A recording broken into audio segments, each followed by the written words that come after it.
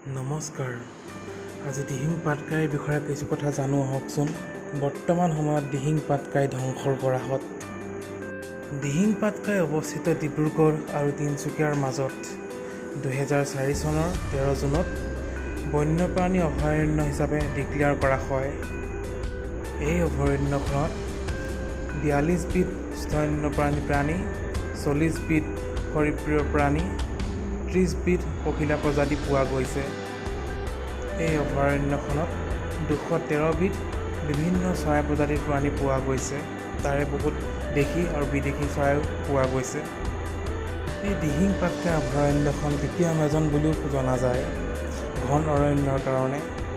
Dihing Patkai 111.19 kilometre square অৰ্থাৎ 42.93 square metre বৰ্ষাৰণ্যখন আগুৰি আছে। বৰ্তমান সময়ত অধিক কয়লা আৰু কাঠৰ চোৰাং বেপাৰৰ বাবে অৰণ্যখন ধ্বংসৰ গৰাহত।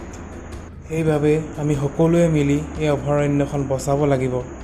বেছি নালাগে মাথো ছ'চিয়েল মিডিয়াত #SaveDihingPatkai বা #IamDihingPatkai বুলি যিমান পাৰে ফেচবুক, টুইটাৰ বিভিন্ন ছ'চিয়েল মিডিয়াত ইয়াক প্ৰচাৰ কৰিব লাগিব।